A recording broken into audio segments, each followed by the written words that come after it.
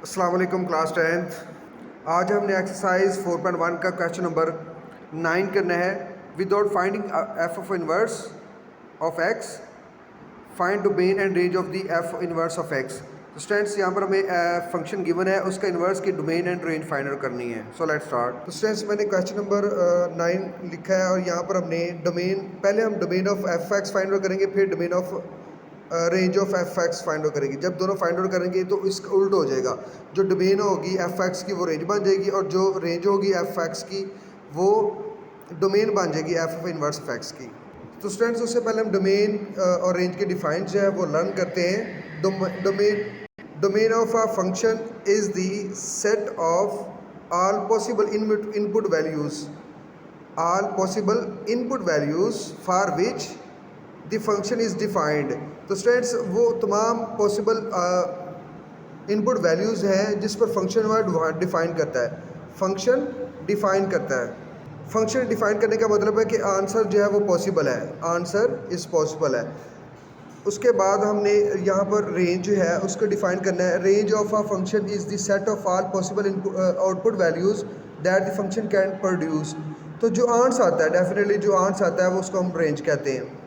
जो domain put करें तो किसी फंक्शन में जो आंसर आए उसको हम क्या कहते हैं, रेंज आए। तो ये हमारे पास डोमेन एंड रेंज इसकी डिफ़ाइन थी, ये बच्चों आपने लर्न करनी है। तो स्टूडेंट्स यहाँ पर हम फंक्शन के domain and range find out करते हैं। अब यहाँ पर हमारे पास फंक्शन है 12x - 3। स्टूडेंट्स आपने देखना है कि इसमें कौन सी वैल्यूज़ पुट करें तो हमारे पास जो है फंक्शन डिफ़ाइन करेगा।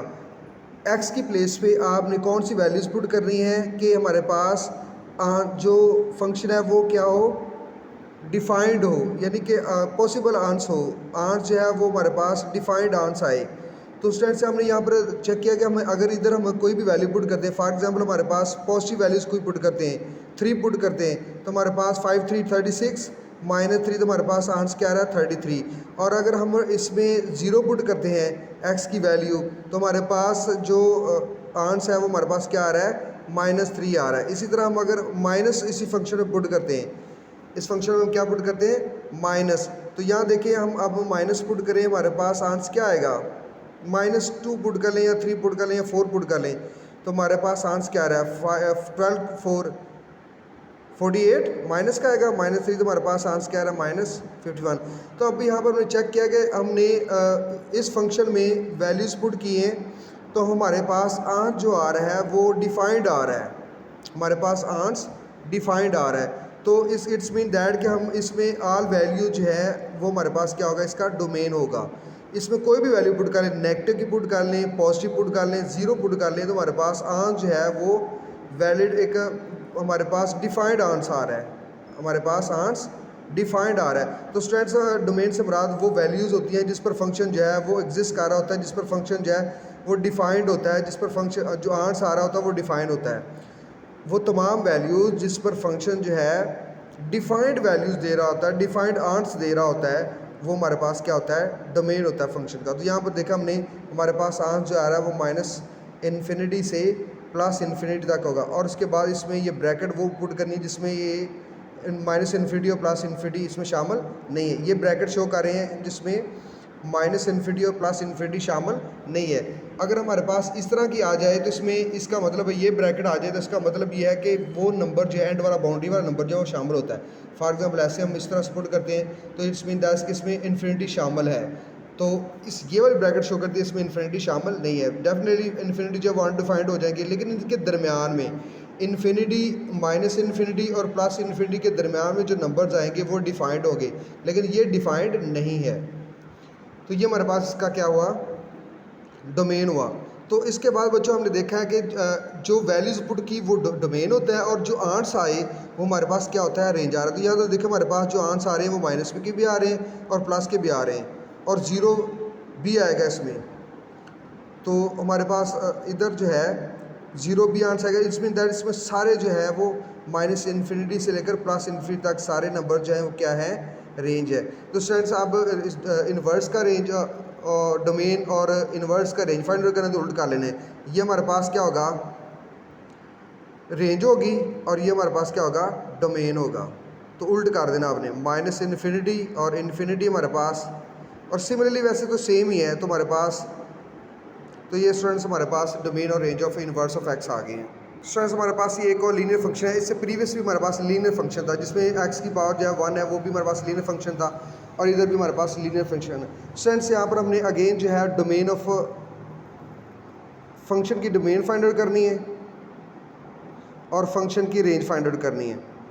तो यहाँ पर ऑलरेडी मैंने बच्चों आपको बताया है डोमेन ऑफ एफ एक्स और domain of range, domain and range of F x. तो स्टूडेंट्स मैंने आपको बताया कि इसमें वो वैल्यूज़ जिस पर फंक्शन डिफाइन करे, यानी आन जो है वो डिफाइंड आए, यानी इन्फिनिटी ना आए। इन्फिनिटी मीन कि कोई भी नंबर है उसका हमारे पास डिनोमिनेटर ज़ीरो आ जाए, ऊपर 1 हो नीचे हमारे पास 0 हो, तो वो अनडिफाइंड होगा। वो क्या होगा? अनडिफाइंड होगा। तो वो हमारे पास वो नंबर जो है पुट करने से वो हमारे पास डोमेन में नहीं आएगा। तो वो ऑल पॉसिबल वैल्यूज़ जहाँ जिस पर फंक्शन डिफाइंड हो वो डोमेन होता है। वो ऑल पॉसिबल वैल्यूज़ जिस पर फंक्शन जो है वो डिफाइंड हो तो उसको हम क्या कहते हैं? डोमेन कहते हैं। तो यहाँ पर देखें, हमने यहाँ पर एक्स की प्लेस पे 1 पुट करें तो हमारे पास आंसर जो है डिफाइंड होगा। अगर हम 0 पुट करें definite then also answer is defined, यानी वो इन्फिनिटी नहीं होगा। इन्फिनिटी कब आएगा? जब हमारे पास डिनोमिनेटर में 0 आ जाए।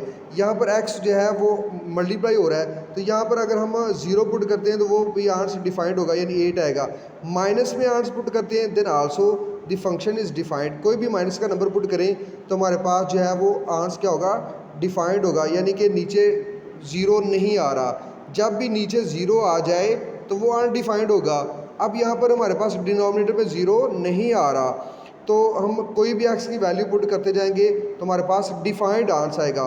तो इट्स मीन दैट कि जो हमारे पास डोमेन होगा फंक्शन का वो हमारे पास ऑल नंबर्स होंगे, ऑल रियल नंबर्स होंगे। तो ऑल रियल नंबर जो है हमारे पास ये माइनस इन्फिनिटी से लेकर इन्फिनिटी तक है। और उसके बाद हमने देखना है कि आंसर क्या आ रहा है। ये हमने देखा कि जो कोई वो नंबर जिस पर फंक्शन डिफाइंड है वो डोमेन है, और जो वैल्यूज़ इसमें पुट करने के बाद आंसर आएगा वो हमारे पास रेंज है। तो इसमें जो वैल्यूज़ पुट करते जाएंगे, हमने 1 पुट किया तो हमारे पास कुछ आंसर आएगा, 2 पुट करेंगे, 3 पुट करेंगे, 4 पुट करेंगे तो हमारे पास कुछ आंसर आता जाएगा, मीन के वो रियल नंबर जाएंगे। तो इसमें हम माइनस पुट करेंगे तो वो माइनस में नंबर आते जाएंगे। तो डेफिनेटली ये हमारे पास इसका रेंज भी क्या होगी? माइनस इन्फिनिटी से लेकर इन्फिनिटी तक। अब बच्चों उन्होंने क्या क्वेश्चन में इनवर्स का डोमेन और रेंज फाइंड आउट करने का कहा है। तो domain of f of inverse of x और range of f inverse of x. तो यहाँ पर डेफिनेटली हम चेंज कर देंगे, जो रेंज है वो इनवर्स की डोमेन बन जाएगी माइनस इन्फिनिटी से इन्फिनिटी तक, और जो रेंज है वो जो डोमेन है एफ एफ एक्स की वो इन्वर्स की क्या बन जाएगी? रेंज बन जाएगी। तो हमारे पास अगेन जो है वो सेम आई है। तो स्टूडेंट्स ये हमारे पास इनके इन्वर्स ऑफ एक्स के डोमेन और रेंज है। स्टूडेंट्स अब इसका 3rd एंड 4th पार्ट आपका होमवर्क है, वो आपने खुद करना है। उसके बाद क्वेश्चन नंबर 10 पर आ जाएँ। Given that f x is equal x square plus 9 and g of x is equal to x plus 21, find the values of each of the that f a and g of a. तो students हमने यहाँ पर F x और g of x given है, तो हमने value find करनी ए की, और हमें एक कंडीशन गिवन है कि f of a is equal to g of a. तो स्टूडेंट्स हमने यहाँ पर एफ ऑफ ए और g of a find out करना है और दोनों को इक्वेट कर देना, वहाँ से हमने ए की वैल्यू फाइंड आउट करनी है। तो फर्स्ट हम फाइंड आउट करते हैं एफ ऑफ ए। तो यहाँ पर हम एफ एक्स लिखते हैं एक्स स्क्वायर प्लस 9। आपने यहाँ का क्या करना है? Put x is equal to a. जहाँ पर एक्स होगा वहाँ पर आपने ए पुट कर देना है, जो जहाँ पर एक्स होगा वहाँ पर आपने ए पुट कर देना। ए एक्स की प्लेस पे भी ए पुट कर दिया, उसके ऊपर स्क्वायर एज इट, तो हमारे पास ए स्क्वायर प्लस 9 आ गया। सिमिलरली हमने अब जी ऑफ ए फाइंड करना है, तो एक्स प्लस 21। तो यहाँ पर आपने पुट कर देना है x is equal to a, जहाँ पर ए होगा वहाँ पर आपने ए पुट कर देना है, जहाँ पर एक्स होगा वहाँ पर आपने ए पुट कर देना है। तो आप हमारे पास ये, तो यहाँ पर देंगे अकॉर्डिंग टू गिवन कंडीशन, यहाँ पर लिखेंगे अकॉर्डिंग टू गिवन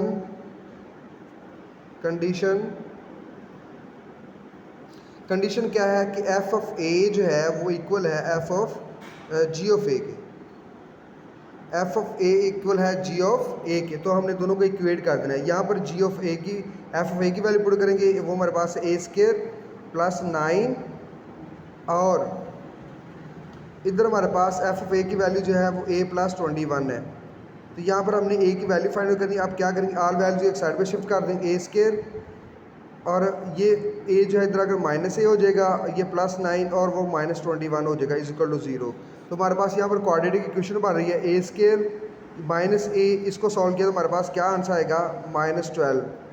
तो यहाँ पर हम इसको ब्रेक करते हैं, ब्रेकिंग मिड टर्म ब्रेक करते हैं, ब्रेक हो रही है हमारे पास -4a + 3a is equal to 0। Because के फर्स्ट और थर्ड का प्रोडक्ट हमारे पास क्या आ रहा है, -12a स्केयर।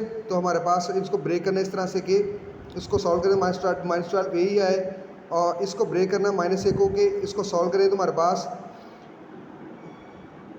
इसको ब्रेक इस तरह से करना है कि हमारे पास जो दो नई टर्म्स आएगी वो उसको सॉल्व करें तो हमारे पास -a है, मल्टीप्लाई करें तो -12a के इक्वल आए। तो यहाँ पर मैंने पेयर बना लेना है, यहाँ से हम कॉमन लेंगे, यहाँ से कॉमन a आ रहा है तो हमारे पास a -4 आ गया, इधर से हमारे पास फिर 3 कॉमन आ रहा है तो a -4 आ गया, a -4 फर्दर कॉमन आ रहा है। तो यहाँ पर आपने दोनों को 0 के इक्वल पुट कर देना, a is equal to 4, a -4 is equal to 0, a + 3 is equal to 0। तो यहाँ पर a की वैल्यू फाइंड करें, हमारे पास 4 आ गया, इधर से हमने a की वैल्यू फाइंड करें -3 आ गया। तो स्टूडेंट्स हमारे पास a की वैल्यूज़ आ चुकी हैं।